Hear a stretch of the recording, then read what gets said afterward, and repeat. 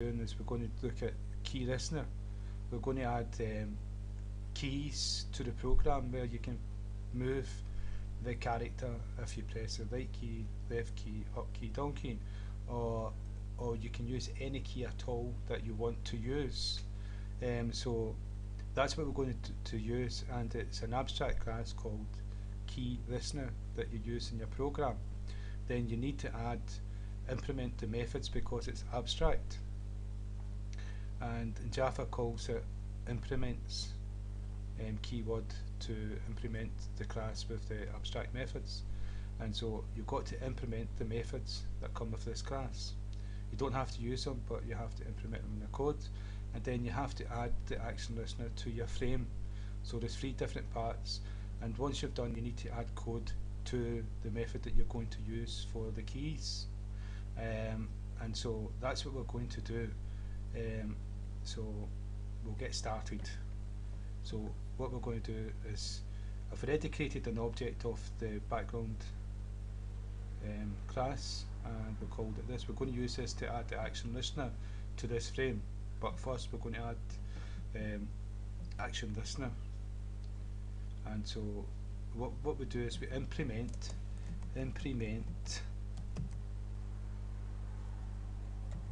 as a key. Implements is a keyword, and implements, it's like extends. It doesn't say extend, it says extends and implements. It's just the way Java is.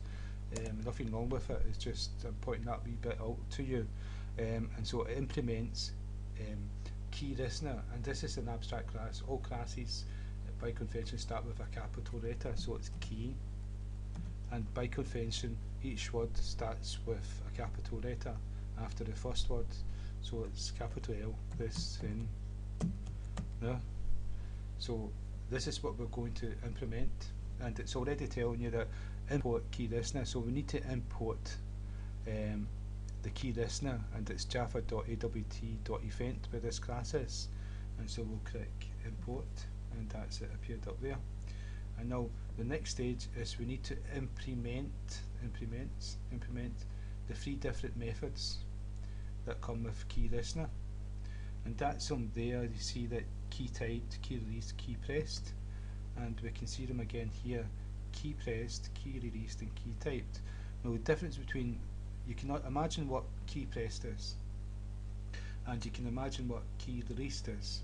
Key pressed is when you press a key, and when you let go of the key, that's key released. So what is key typed? Well, the difference is that you've got characters for typing in Java. I'm not 100% sure, but this is my take on it. And key typed will only look at the characters for typing. If that's wrong, somebody let me know.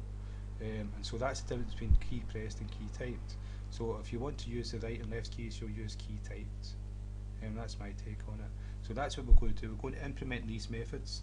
These methods will appear at the bottom once we do that. And so that's the 3 methods we've just implemented. There's no code inside them.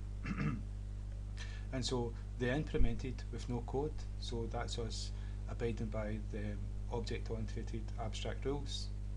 Now, but why would we implement abstract class if we're not going to use one of them at least? And so that's what we're going to use. We're going to use this one here.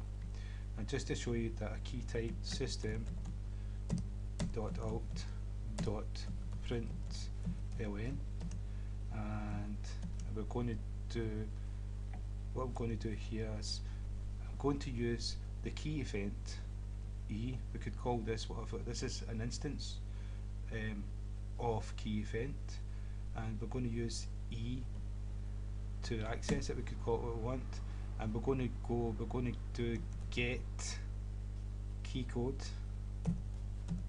And what this does, this returns the key it's been pressed. So this returns key get pressed. It tells you on the screen there. It returns an integer. Right. So there's one more step. This will not work. What we've done, we've got one more step. We've got to add this key listener to the frame. And so we'll go back to the constructor and use this keyword, this dot add KeyListener. spelled right.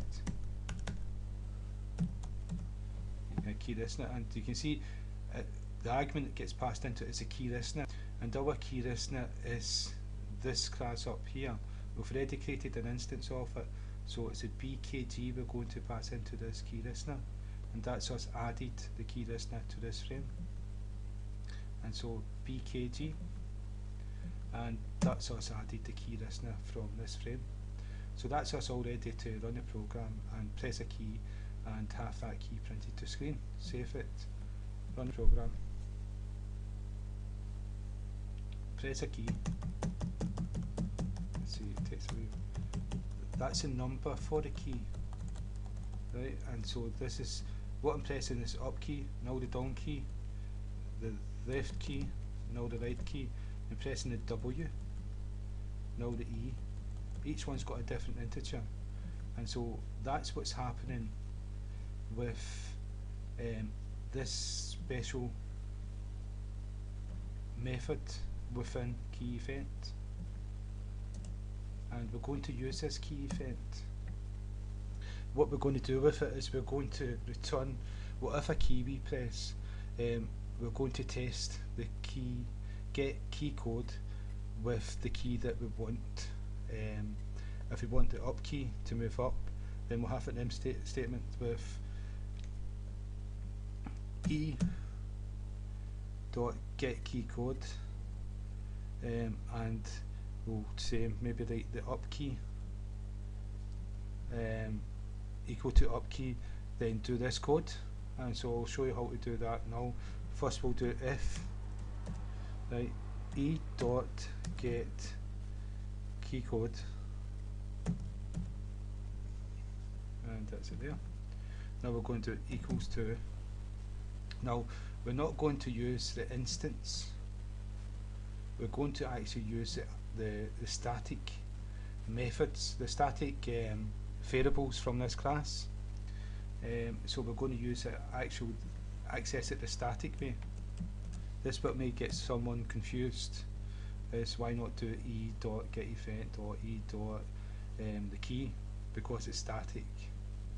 And so event dot, and see how we've accessed them in a static way. And so what we're going to do is vk and underscore, and we're going to go up. That's the key there. So with testing, this is going to return the same number for the up key as this one will return when we press the up key. So these two will return true, and the if statement will be executed. And to prove it, what I'm going to do is system.out.println and up key pressed, and finish off the command. Okay, now if I save the program, run the code, right, I'm going to press the up key and up key pressed, you see. So that code is working. I'm going to press the down key, nothing happened. I'm going to press the H key, nothing happening. That's because there's no code outside this if statement, but we can have lots of if statements. And what we're going to do is we're going to have the different arrow keys. There's 4 of them, and so this one's up, this one will be down, it's capital, and D, and this one will be right, this one will be left. Okay, and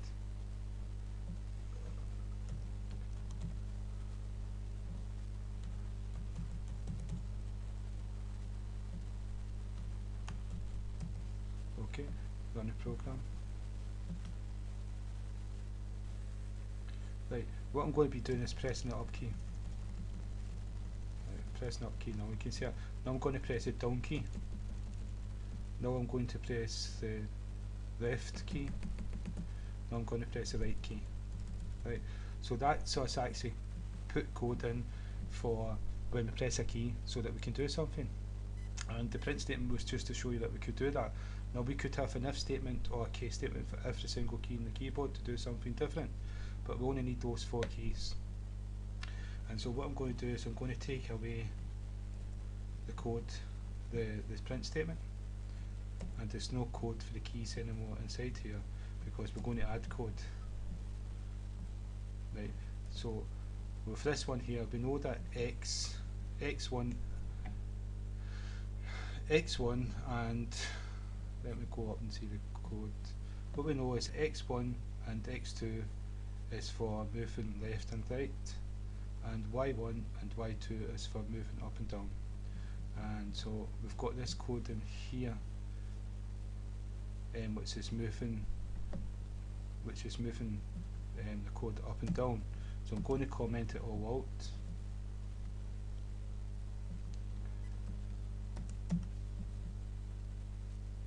Right. And so all we need to do now in here is this is up. So what we're going to do is we're going to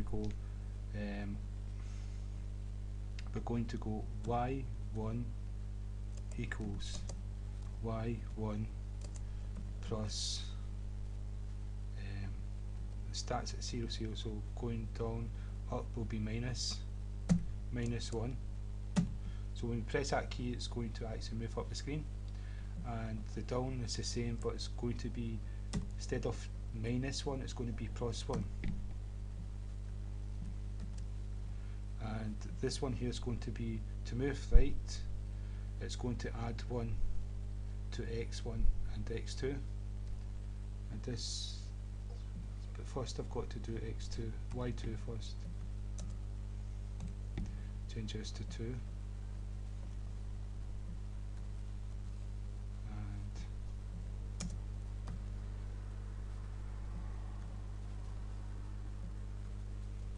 and this is a plus sign.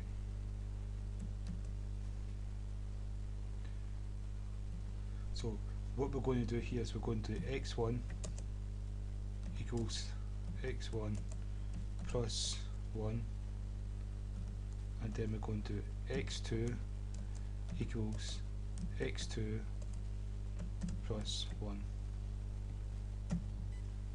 and then we're going to copy that and we're going to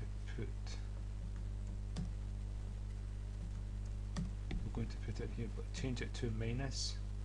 So to go left, it's going to take 1 away from x1 and x2. So if I save it and run a program,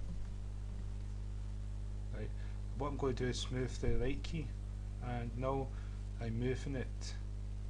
Stopped. It's crashed for some reason. Don't know what's wrong with my computer. That should be happening. It's interfering with the tutorials. So I'm going to move the left key, and it moves left. I'm going to move the up key. It's crashed again.